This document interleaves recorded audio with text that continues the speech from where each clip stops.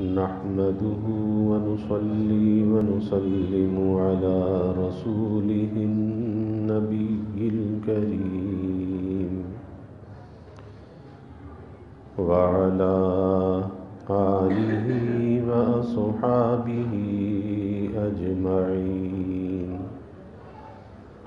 اللهم صل على سيدنا ومولانا محمد وعلى آل سيدنا ومولانا محمد وبارك وسلم صلاة وسلاما كثيرا كثيرا.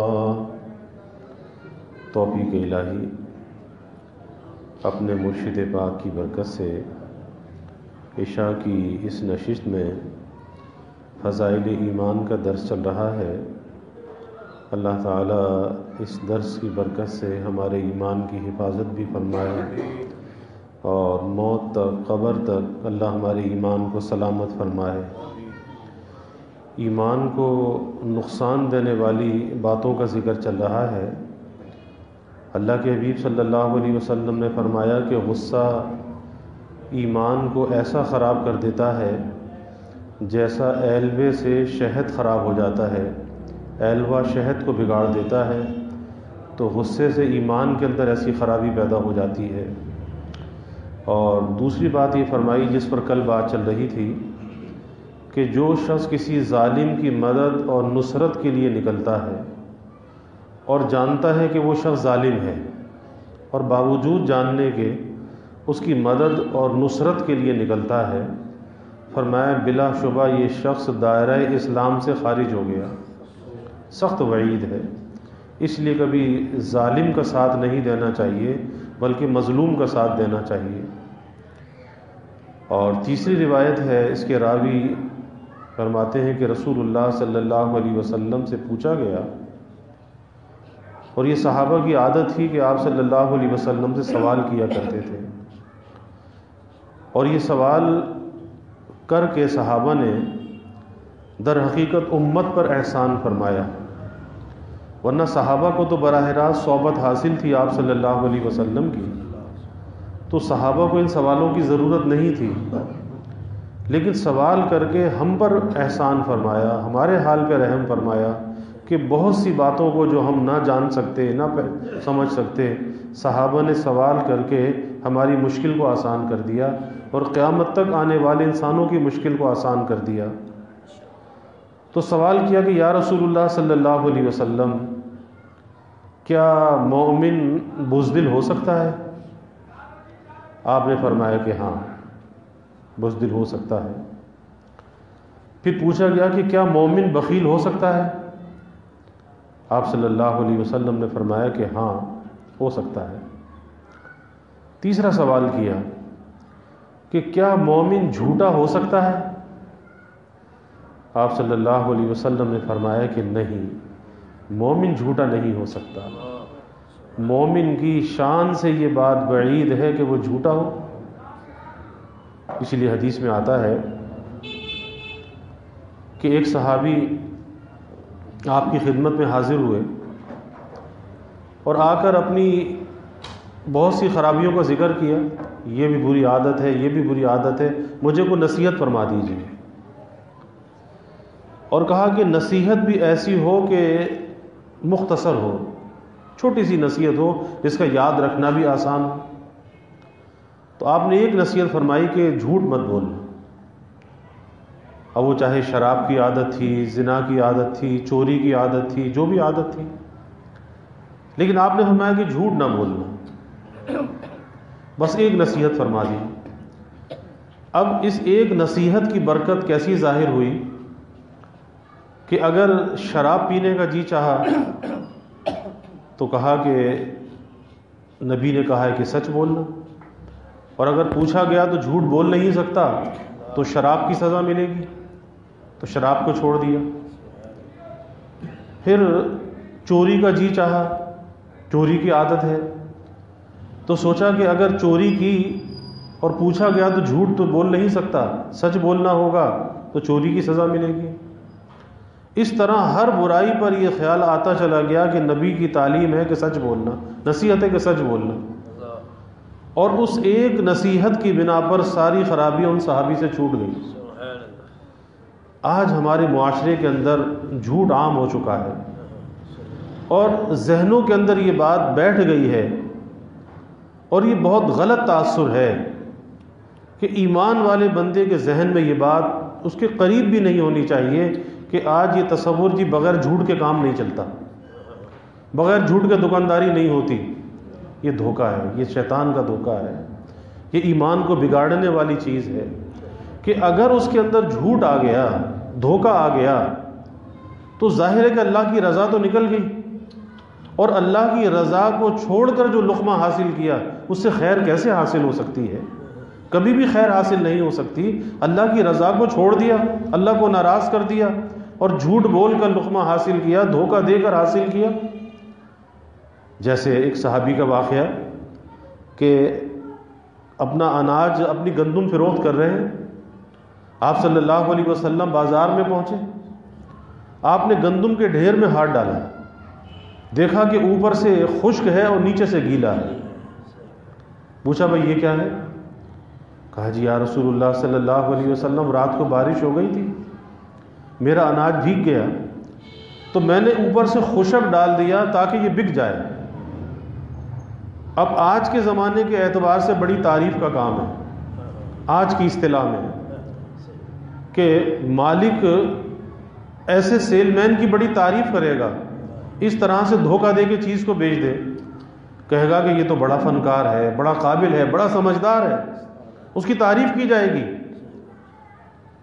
لیکن اللہ کے حبیب صلی اللہ علیہ وسلم کے پیش نظر دنیا نہیں تھی، آخرت تھی، اور قیامت تک آنے والے انسانوں کو یہ سبق دینا چاہتے تھے کہ دنیا تو دھوکہ ہے، اصل منزل تو آخرت ہے، اور اس آخرت کے لیے اس دنیا کے دھوکے میں نہ پڑنا، آخرت کی منزل کو کھوٹا نہ کرنا۔ تو جو چیز آج ہمارے معاشرے کے اندر قابل تعریف ہے، لیکن اللہ کے حبیب صلی اللہ علیہ وسلم نے فرمایا کہ جو دھوکہ دے کر اپنا سودا بیچے، فرمایا وہ ہم میں سے نہیں ہے، فلیس منا، وہ ہم میں سے نہیں ہے۔ کتنی سخت وعید بیان کی۔ تو یہ تصور جو ذہنوں کے اندر ہے، اور کتنا قبیح یہ گناہ ہے کہ آدمی جب جھوٹ بولتا ہے، حدیث میں آتا ہے، اسے بولنے والے کو تو احساس نہیں ہے کہ میں نے کتنا غلیظ کلمہ زبان سے نکالا ہے، اسے تو احساس نہیں ہے، لیکن ہمارا ایمان ہے کہ ہمارے محبوب صلی اللہ علیہ وسلم جو فرمایا وہ سچ ہے، حق ہے، ایسا ہی ہوتا ہے کہ اس جھوٹ کی بدبو، اس کا تعفن ایسا ہے، ہمیں تو نہیں محسوس ہوتا۔ لوگ جھوٹ بول کے خوش ہوتے ہیں، دھوکہ دے کے خوش ہوتے ہیں، اسے بڑی قابلیت سمجھتے ہیں، لیکن ہمارا ایمان اور یقین ہے کہ ہمارے محبوب نے سچ فرمایا کہ اس کی بدبو، اس کا تعفن ایسا ہے کہ رحمت اور برکت کے جو فرشتے ہوتے ہیں ایک ایک میل دور چلے جاتے ہیں، اتنی بدبو اور تعفن ہے۔ یہ تو اللہ تعالیٰ نے اس کے درمیان ایک حجاب قائم کر دیا ہے جو ہمیں اس کی بدبو کا، اس کے تعفن کا، اس کی غلاظت کا احساس نہیں ہوتا۔ یہ حجاب ہے جو اللہ نے ڈال دیا ہے، ورنہ انسان کسی انسان کے قریب نہ بیٹھ سکتا۔ اگر اس کے گناہوں کا اثرات اس کی جسم سے ظاہر ہوتے، اس کی زبان سے، اس کی آنکھ سے، اس کے ہاتھ پیر سے، اس کے دل دماغ سے اگر وہ اثرات ظاہر ہونے لگتے تو کوئی انسان کسی انسان کو اپنے پاس بٹھانا گوارا نہ کرتا، وہ کیفیت انسان کی ہو جاتی۔ اور کسی اللہ اپنے کسی بندے کو دنیا کے اندر وہ پردہ ہٹا دیتا ہے۔ شاہ عبد العزیز صاحب محدث دہلوی رحمۃ اللہ علیہ بازار میں جاتے تھے، سر پر آنکھوں پر رومال ڈال کے جاتے تھے، کپڑا ڈال کے جاتے تھے۔ کسی نے پوچھا کہ حضرت کیا بات ہے، آپ بازار میں جاتے ہیں چہرہ چھپا کے جاتے ہیں؟ فرمایا کہ بھائی کیا کروں، مجھے بازار میں انسان تو چند نظر آتے ہیں، مجھے گدھے، گھوڑے، کتے، خنزیر نظر آتے ہیں، انسان تھوڑے سے نظر آتے ہیں، چند نظر آتے ہیں، اس لیے چہرے پہ کپڑا ڈال لیتا ہوں کہ کسی پہ نظر نہ پڑے۔ اب یہ کیا چیز ہے کہ جس انسان کے اندر جو انسان کی جو عادات ہوتی ہے نا، انسان کی وہ عادات جانوروں سے مماثلت رکھتی ہیں۔ مثلا بے حیائی ہے، اب یہ بے حیائی کس کی خنزیر کی صفت ہے۔ نخلوں کا اتارنا ہے، یہ نخلوں کا اتارنا یہ بندر کی صفت ہے۔ کینہ دل کے اندر ہونا یہ اونٹ کی صفت ہے۔ اس طرح سے مختلف جانوروں کے اندر جو صفات ہیں، اگر وہ کسی انسان کے اندر وہ چیز ہوتی ہے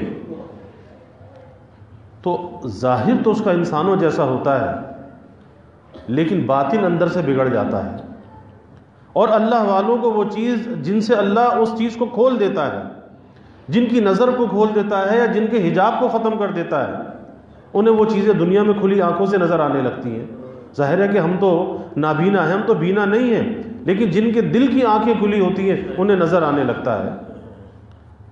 آپ دیکھ لیں حضرت عثمان رضی اللہ عنہ کی مجلس لگی ہوئی ہے، ایک شخص بد نظری کر کے مسجد میں داخل ہوتا ہے، مسجد نبوی علی صاحب الصلاۃ والسلام،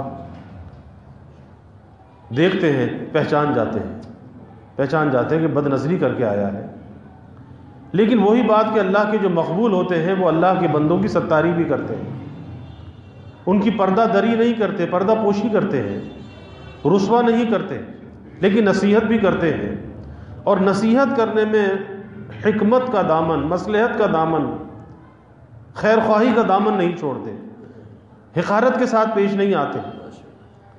بس خطاب عام فرمایا کہ بھائی لوگوں کو کیا ہو گیا؟ رسول اللہ صلی اللہ علیہ وسلم کو گزرے ہوئے ابھی زیادہ زمانہ نہیں گزرا، ابھی زیادہ وقت نہیں گزرا کہ آپ نے پردہ فرمایا، اور لوگوں کی آنکھوں سے زنا ٹپکتا ہوا نظر آتا ہے، کیونکہ حدیث میں آتا ہے عینانی تزنیان، آنکھ بھی زنا کرتی ہے، آنکھ کا زنا بالشہوت کسی کو دیکھنا ہے، آنکھ بھی زنا کرتی ہے، تو خطاب عام سے فرمایا۔ تو اس لیے یہ حدیث میں آتا ہے نا اتقوا فراست المومن، کہ مومن کی فراست سے ڈرو، کہ وہ کس چیز سے دیکھتا ہے؟ اللہ کے نور سے دیکھتا ہے۔ حضرت مولانا احمد علی لاہوری رحمۃ اللہ علیہ، یہ تو ماضی قریب کا واقعہ ہے، لاہور میں حضرت کی بھی یہی کیفیت تھی کہ بازار جاتے تھے، سر پہ رومال ڈال کے جاتے تھے، چہرہ چھپا کے جاتے تھے۔ ایک مرتبہ خادم ساتھ ساتھ جا رہا ہے، حضرت کیا بات ہے کہ آپ چہرہ چھپا کے بازار میں جاتے ہیں، چہرہ چھپا کے باہر نکلتے ہیں، آخر وجہ کیا ہے؟ اپنے سر سے رومال اتارا، اس کے سر پہ ڈال دیا۔ بس جب دیکھا تو کوئی انسان نظر نہیں آتا، چند انسان نظر آتے ہیں، گدھے، گھوڑے، کتے، یہ نظر آتے ہیں، لیکن انسان نظر نہیں آتا۔ تو جو انسان جس چیز کی عادت کو اختیار کرتا ہے وہ صفت کسی نہ کسی جانور کی ہوتی ہے۔ تو اس لیے گناہ کے اندر ایک بدبو اور تعفن ہے، یہ اللہ کا احسان ہے، اللہ نے پردہ ڈال دیا، حجاب ڈال دیا، اس لیے کسی کو پتہ نہیں چلتا، ہم سمجھتے ہم نے تو بڑی قابلیت کا کام کیا۔ اور پھر بھائی اللہ کی ذات پر بھروسہ و یقین ہونا چاہیے، روزی کا رازق تو اللہ ہے، اللہ نے وہ تقسیم اپنے ہاتھ میں رکھی ہے، کسی مخلوق کو نہیں دی، اور جو انسان کے مقدر کا رزق ہے اس کے مقدر کا رزق اس سے کوئی دنیا کی طاقت نہیں چھین سکتی، اس تک پہنچ کے رہے گا، لیکن نیت کے اندر سچائی ہونی چاہیے، ایمانداری ہونی چاہیے، اور کسی غلط راستے سے اس رزق کو حاصل کرنے کا تصور بھی ذہن میں نہیں ہونا چاہیے کہ ایسا کروں گا تو ایسا ہوگا، اور ایسا سیدھے راستے سے رزق حلال حاصل کروں۔ اللہ اس کے اندر برکت ڈالے گا، اللہ کسی کا محتاج نہیں بنائے گا، اللہ ہر ضرورت کو پورا کرے گا، اور جو تمہارے مقدر میں نہیں لکھا پھر سر پھوڑ کے مر جاؤ، وہ تمہیں ملنے والا نہیں ہے۔ تو ایسے چیز کی جستجو کرنا کہ جو مقدر میں نہیں ہے، اپنے آپ کو خراب کرنے والی بات ہے، اپنے آپ کو انتشار کے اندر مبتلا کرنے والی بات ہے، اور مطلوب کیا ہے؟ یکسوئی ہونی چاہیے، اور یکسوئی جب بھی آتی ہے اللہ کی تقسیم پہ راضی رہے، بس اللہ کی تقسیم پہ راضی، جس حال میں مولا نے رکھا میں راضی، مرضی مولا از ہم اولا، جو مولا کی مرضی وہ سب سے بہتر ہے، اس سے زیادہ بڑھ کے کوئی چیز نہیں ہے۔ تو اللہ کی مرضیات کو جو ہے اپنا مقصود بنا لے کہ اللہ کی مرضیات کے تابع میں نے زندگی کو گزارنا ہے۔ اور سچائی ایک ایسی چیز ہے کہ چھوٹے چھوٹے بچوں کو اس کی عادت ڈالنی چاہیے، بچپن سے گھروں کے اندر عادت ڈالنی چاہیے کہ بیٹا سچ بولو، سچ بولو۔ اور بچے کو ڈر کس چیز کا ہوتا ہے؟ اس کو ڈر ہوتا ہے کہ وہ جھوٹ کیوں بولتا ہے، کہ کوئی غلطی کرتا ہے۔ جب غلطی کرتا ہے تو اسے خوف ہوتا ہے کہ مجھے ڈانٹ پڑے گی، مجھے مار پڑے گی، تو اس کو حوصلہ دو کہ دیکھو ہم تمہیں کچھ نہیں کہیں گے، لیکن تم نے سچ بولنا ہے، تم نے جھوٹ نہیں بولنا۔ اسے حوصلہ دینا چاہیے، اسے سچائی کو اس کی طاقت بنانا چاہیے۔ جھوٹ تو انسان کو کمزور کرتا ہے، تو چھوٹے چھوٹے بچوں کی طاقت سچائی ہونی چاہیے، جھوٹ نہیں ہونا چاہیے۔ آج ہم جھوٹ کے راستے پہ لگا دیتے ہیں۔ کس طرح لگا دیتے ہیں کہ ماں باپ اس کے سامنے جھوٹ بولتے ہیں۔ گھر پہ کوئی آتا ہے، باپ گھر میں موجود ہے، کہتا ہے بچے سے جاؤ، کہتا ابا گھر پہ نہیں ہے۔ اب بظاہر تو معمولی سی بات ہے، لیکن یہ باپ اپنے بچے کی گھٹی میں جھوٹ کو شامل کر رہا ہے۔ کل یہ بچہ جھوٹ بولے گا اور سب سے پہلے اپنے باپ سے بولے گا، کیوں کہ اس کے سامنے اس سے وہ فیل کرا رہا ہے اور اسے معمولی سمجھ رہا ہے۔ کسی کا فون آ گیا، بچے کو پکڑایا، بولو ابا گھر پہ نہیں ہے۔ اب اندازہ لگائیے کہ باپ یہ تربیت کر رہا ہے، اسے جھوٹ کے راستے پہ ڈال رہا ہے۔ حضرت غوث پاک رحمۃ اللہ علیہ کی والدہ، پہلی مائیں کیسی تھیں کہ ماؤں کے اندر کیا سچائی تھی اور اولاد کو کیسا سچائی کے راستے پہ ڈالتی تھی، کہ ابھی چھوٹے بچے ہیں لیکن پڑھنے کے لیے کسی اور وطن بھیج رہی ہیں، کہیں دور دراز بھیج رہی ہیں، تو بچے کو کسی قافلے کے ساتھ روانہ کیا اور 40 دینار بغل میں سی دیے، 40 دینار، اور ایک ہی نصیحت کی۔ ماں بیٹے کو رخصت کر رہی ہے، کون ہے جو مستقبل کا غوث ہونے والا ہے، ایک نصیحت کی، بیٹا جھوٹ مت بولنا، جھوٹ مت بولنا۔ کیا کبھی ہم اپنی اولاد کو کہتے ہیں کہ جھوٹ مت بولنا، جھوٹ مت بولنا؟ بس قافلے کے ساتھ روانہ کر دیا، اللہ کے سپرد کر دیا، اور جب وہ قافلہ چلا تو رہزن اور ڈاکو راستے میں قافلوں کو لوٹ لیتے تھے۔ کہیں قافلے نے پڑاؤ ڈالا، ڈاکو آ گئے، ڈاکوؤں نے آ کے قافلہ لوٹنا شروع کیا۔ اب یہ چھوٹے سے بچے ہیں، ایک ڈاکو ان کے پاس بھی آیا، بتا تیرے پاس کیا ہے؟ کہتے جی میرے پاس تو 40 دینار ہے۔ اس نے تو تلاشی لی، اسے تو کچھ بھی نہیں ملا۔ کہا جی میرے پاس 40 دینار ہے۔ کہا کہ کہاں ہیں؟ کہا کہ میری امی نے یہاں پہ سیے تھے، بغل میں سی دیے تھے۔ عجیب، اس کو حیرت ہوئی کہ عجیب بچہ ہے کہ ہم نے تو تلاشی لی، ہمیں تو کچھ ملا نہیں، اور یہ خود بتا رہا ہے کہ جی میری امی نے یہاں پر 40 دینار سی دیے تھے۔ تو پکڑ کے اپنے سردار کے پاس لے گئے۔ تو سردار نے اس سے سوال کیا، حضرت غوث پاک رحمۃ اللہ علیہ سے سوال کیا کہ بھئی جب اس نے تمہاری تلاشی لی اور کچھ بھی نہ ملا تو پھر تم نے انکار کیوں نہیں کر دیا؟ تم نے کیوں کہا کہ یہاں پر موجود ہیں؟ تو کیا کہا؟ جب میں گھر سے روانہ ہوا تو میری ماں نے مجھے نصیحت کی تھی کہ بیٹا کبھی جھوٹ نہ بولنا۔ ماں نے نصیحت کی تھی، کاش کہ آج کی مائیں بھی ایسا کریں کہ بیٹا جھوٹ نہ بولنا۔ بس اتنا کہنا تھا کہ حضرت کی بچپن کی کرامت کا ظہور ہوا، اس کے دل پہ چوٹ لگی، چوٹ لگی۔ کس چیز کی چوٹ لگی؟ سچائی کی چوٹ لگی، ماں کی نصیحت کی چوٹ لگی۔ یہ ہے سچائی کی طاقت، یہ ہے سچائی کی قوت کہ وہ ڈاکوؤں کا سردار، اس نے کہا کہ یہ ایک بچہ اپنی ماں کی نصیحت پہ عمل کرے، اپنی ماں کا کہنا مانے، اور ہم اپنے اللہ کا کہنا نہ مانے۔ بس دل پہ چوٹ لگی، جتنا مال لوٹا تھا سب کو واپس کر دیا، تائب ہو گئے، توبہ کی۔ تو ایک سچائی کی بنا پر ڈاکوؤں کا سردار توبہ کر لیتا ہے۔ تو اس تصور کو ذہنوں سے نکالنا چاہیے کہ بغیر جھوٹ کے کام نہیں چلتا۔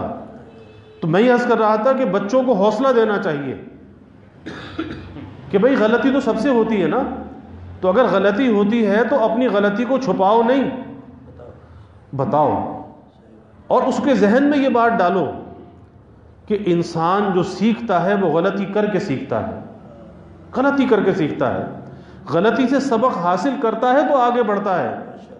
غلطیاں آگے بڑھنے کا راستہ اسے دیتی ہیں، جب بتاؤ گے جبھی تو آگے اصلاح ہوگی، جبھی تو درستی ہوگی، آگے بڑھو گے۔ کون ہے جو غلطی نہیں کرتا؟ لیکن غلطی سے سیکھ کر آگے بڑھنا چاہیے، اس غلطی پہ رک نہیں جانا چاہیے، جم نہیں جانا چاہیے۔ تو بچے کو حوصلہ دو، یہ اس کی تربیت اگر بچپن سے ایسی تربیت کی، پھر یہ جوان ہوگا، کسی بھی عمر کے حصے میں پہنچے گا، وہ سچائی اس کی طاقت بن جائے گی، اسے سچائی پر بھروسہ ہوگا اور جھوٹ بولتے ہوئے یہ ڈرے گا۔ اور اگر آدمی جھوٹ بولتا ہے تو جھوٹ چھپتا نہیں ہے، چھپتا نہیں، ظاہر ہو جاتا ہے۔ چھپ بھی کیسے سکتا ہے؟ سچائی سچائی ہوتی ہے اور جھوٹ جھوٹ ہوتا ہے، تو جب وہ جھوٹ ظاہر ہوتا ہے تو انسان کا جو اعتبار ہے وہ ختم ہو جاتا ہے، بھرم ختم ہو جاتا ہے، اور معاشرے کے اندر وہ شخص بری نظر سے دیکھا جاتا ہے۔ لوگ اس کی سچی بات پر بھی اعتبار نہیں کرتے، کہتے جھوٹ ہی بولا ہوگا، یہ تو جھوٹا ہے، جھوٹ ہی بولا ہوگا۔ تو اللہ نہ کرے کہ کسی کے اوپر جھوٹ کا لیبل لگ جائے۔ اس لیے سچائی کو اپنی طاقت بنانا چاہیے۔ تو جب اللہ کے حبیب صلی اللہ علیہ وسلم سے سوال کیا گیا کہ کیا مومن بزدل ہو سکتا ہے، آپ نے فرمایا کہ ہاں ہو سکتا ہے۔ بخیل ہو سکتا ہے، فرمایا کہ ہاں ہو سکتا ہے۔ اور تیسرا سوال، کیا مومن جھوٹا ہو سکتا ہے؟ آپ نے فرمایا کہ نہیں، مومن جھوٹا نہیں ہو سکتا، کیونکہ ایمان تو نام ہی سچائی کا ہے، ایمان تو نام ہی تصدیق کا ہے، سچائی کا ہے۔ اب وہ سچائی زبان پر بھی ہونی چاہیے، وہ سچائی دل میں بھی ہونی چاہیے، اور زبان پہ سچائی جب ہی آتی ہے جب دل کے اندر سچائی ہوتی ہے۔ اگر دل میں سچائی نہیں تو یاد رکھیے کہ زبان پہ بھی سچائی نہیں آئے گی، اور اگر آئے گی دل میں کچھ اور ہوگا تو یہ اور منافقت ہوگی، قول اور فعل کا تضاد ہوگا، اندر سے کچھ ہوگا، باہر سے کچھ ہوگا۔ تو اس لیے بھائی سچ کے اندر بڑی طاقت ہے۔ اس لیے اللہ کے حبیب صلی اللہ علیہ وسلم نے فرمایا کہ جھوٹ ہلاکت میں ڈالنے والا، جھوٹ جہنم میں لے جانے والا، اور سچائی انسان کو جنت میں لے جانے والی ہے۔ تو جو چیز جنت میں لے جانے کا ذریعہ بنے اس کو اختیار کرنا چاہیے، اور کبھی یہ نہیں سوچنا چاہیے کہ میں نے اگر سچ بول دیا تو بھئی میرا نفع کم ہو جائے گا، میری آمدنی کوئی کم ہو جائے گی، پھر وہی یقین ہے۔ اتنا مضبوط یہ یقین ہونا چاہیے، نہیں، جو میرا مقدر ہے، جو میرا رزق ہے، مجھ سے کوئی نہیں لے سکتا، لیکن مجھے اللہ کو راضی کر کے لینا ہے۔ یہ ایک امتحان ہے، یہ آزمائش ہے کہ رزق اللہ کو راضی کر کے لے رہا ہے یا ناراض کر کے۔ رزق تو وہی ملے گا جو مقدر میں ہے، لیکن فرق یہاں پہ آ جاتا ہے کہ کوئی اس رزق کو اللہ کو ناراض کر کے لیتا ہے، کوئی اس رزق کو اللہ کو راضی کر کے لیتا ہے۔ رزق تو وہی ملنا ہے جو مقدر میں ہے، سانس تو اتنا ہی ہے، آب و دانہ تو اتنا ہی ہے جو اللہ نے مقدر میں لکھ دیا ہے، لیکن اللہ کو راضی کر کے لینا چاہیے، اس کے اندر برکت ہوتی ہے۔ اور اگر اللہ کو ناراض کر کے لیا وہ بے برکتی کے ساتھ لے گا، اور بے برکتی کی مثال وہی ہے کہ جیسے جسم تو ہے لیکن بغیر روح کے ہے، اس کے اندر روح موجود نہیں ہے۔ تو ایسا رزق کس کام کا ہے کہ جس کے اندر برکت موجود نہیں، یعنی روح اس کے اندر موجود نہیں، تو خالی جسم تو بیکار ہوتا ہے۔ کہ انسان کے جسم سے روح مل جائے پھر وہ مٹی کی غذا ہوتا ہے، پھر وہ کسی کام کا نہیں ہوتا، کتنا ہی پیارا کیوں نہ ہو۔ تو اس روزی کی روح جو ہے وہ برکت ہے، روزی جب حاصل کرے برکت کے ساتھ حاصل کرے، بغیر برکت کے حاصل نہ کرے۔ اللہ ہمیں عمل کی توفیق عطا فرمائے۔ وآخر دعوانا الحمدللہ رب العالمین والعاقبۃ للمتقین والصلاة والسلام علی اشرف الانبیاء والمرسلین۔ اللہم صلی علی سیدنا و مولانا محمد وعلی آل سیدنا و مولانا محمد وبارک وسلم۔ ربنا آتنا فی الدنیا حسنہ وفی الآخرۃ حسنہ وقنا عذاب النار۔ ربنا اتمم لنا نورنا واغفر لنا انك على كل شيء قدير۔ اللهم اعنا على ذكرك وشكرك وحسن عبادتك۔ اللهم وفقنا لما تحب وترضى من القول والعمل والفعل والنية والهدى انك على كل شيء قدير۔ اللهم ارزقنا حبك وحب حبيبك صلى الله عليه وسلم۔ اللهم ارزقنا شهادة في سبيلك واجعل موتنا ببلد رسولك یا اللہ یا رحمان یا رحیم یا کریم یا ارحم الراحمین یا اکرم الاکرمین۔ یا اللہ ہمارے گناہوں کو معاف فرما، یا اللہ ہماری خطایا سے درگزر فرما، یا اللہ اپنی محبت معرفت عطا فرما، اپنی رضا والی زندگی یا اللہ نصیب فرما، اپنے رضا والے کاموں کی یا اللہ توفیق عطا فرما، اپنی مرضیات پہ چلنا یا اللہ آسان فرما، نامرضیات سے ہماری حفاظت فرما، یا اللہ ہمیں راست گوئی کی توفیق عطا فرما، اے اللہ سچائی ہمارے زبان پر بھی عطا فرما، دلوں میں بھی عطا فرما، جھوٹ کی لعنت سے ہماری نسلوں کی حفاظت فرما، ہمارے گھر والوں کی حفاظت فرما، سچائی پر قائم رہنے والا بنا، یا اللہ قول سدید کی یا اللہ ہمیں توفیق عطا فرما، یا اللہ ہر قسمی ترقیات عطا فرما، اس ذکر حبیب کی کامل برکات نصیب فرما، ذکر حبیب کے انوار سے ہمارے قلوب کو منور فرما، اپنے نبی کی تعلیمات پہ چلنے والا بنا، آپ کے طریقوں کی محبت اور عظمت دلوں میں پیدا فرما، یا اللہ صحابہ کی، خلفائے راشدین کی، اہل بیت کی محبت اور عظمت ہمارے دلوں میں پیدا فرما، ان کے نقش قدم پر یا اللہ ہمیں چلنے والا بنا، اپنے نبی کے ساتھ یا اللہ ہمیں وفا کا تعلق نصیب فرما، آپ کی غلامی میں جینے اور مرنے کی یا اللہ توفیق عطا فرما، یا اللہ ہمیں ختم نبوت کا ادنا سا سپاہی بنا، اور ناموس رسالت کا، ناموس صحابہ کا یا اللہ ہمیں محافظ بنا، یا اللہ اس ذکر حبیب کی برکت سے اس کرونا کی بڑھتی پھیلتی وبا سے سارے عالم کو نجات عطا فرما، یا اللہ ساری انسانیت کو امن عافیت اور سلامتی عطا فرما، یا اللہ اس کے متاثرین دنیا میں جہاں کہیں بھی ہیں، یا اللہ ہمارے ملک میں ہیں، یا اللہ شہروں میں، محلوں میں، بستیوں میں، اسپتالوں میں، یا اللہ سب کو صحت عافیت عطا فرما، سلامتی عطا فرما، اس وبا سے نجات عطا فرما، شفا کو نازل فرما، یا اللہ سب کے دلوں کے نیک ارادوں کو، تمناؤں کو از غیب پورا فرما، سب کی حاجات کو پورا فرما، سب کی پریشانیوں کو دور فرما، بیماریوں سے یا اللہ حفاظت فرما، ہر ناگہانی بلا اور مصیبت سے یا اللہ حفاظت فرما، زمینی آسمانی آفات سے یا اللہ حفاظت فرما، موذی امراض سے یا اللہ حفاظت فرما، یا اللہ سب کے علم میں، عمل میں، رزق میں خوب خیر و برکت فرما، ابواب رزق یا اللہ کشادہ فرما، یا اللہ رزق ظاہر بھی عطا فرما، رزق باطن بھی عطا فرما، نیکی اور طاعت کا رزق عطا فرما، اپنی محبت معرفت کا رزق عطا فرما، یا اللہ رزق آسان بھی عطا فرما، برکت والا عطا فرما، یا اللہ کبھی کسی کو مخلوق کا محتاج نہ بنا، یا اللہ ہمیشہ اپنے در کا سائل اور بھکاری بنا،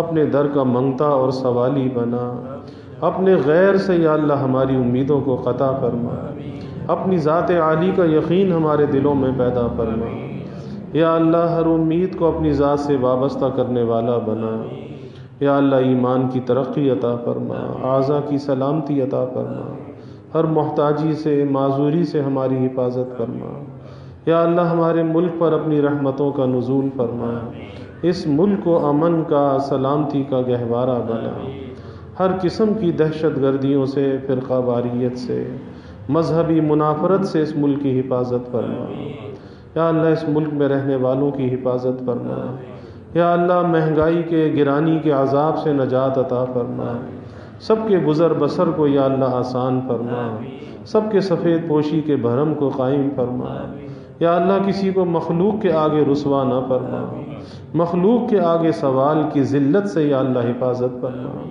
یا اللہ ہر ضرورت کو از غیب پورا فرما، ہر کام میں آسانیوں کا معاملہ فرما، یا اللہ تو سب کی حفاظت بھی فرما، کفالت بھی فرما، یا اللہ سب کے گھروں میں چین، سکون، عافیت، راحت عطا فرما، یا اللہ نعمتوں کی فراوانی عطا فرما، گھروں کے ماحول کو جنت نشاں بنا، آپس میں محبتیں، الفتیں پیدا فرما، نفرت کو، عداوت کو یا اللہ دور فرما، سب کی اولادوں کو یا اللہ نیک صالح بنا، آنکھوں کی ٹھنڈک بنا، والدین کے لیے راحت کا ذریعہ بنا، صدقہ جاریہ بنا، والدین کو اولاد کی خوشیاں دیکھنا نصیب فرما۔ یا اللہ جو مانگا وہ بھی عطا فرما، جو نہ مانگ سکے وہ بھی عطا فرما، ہمیشہ اپنے سے مانگنے والا بنا، ہمیشہ ہماری دعاؤں کو قبول فرما، اپنی بارگاہ میں مستجاب الدعوات بنا۔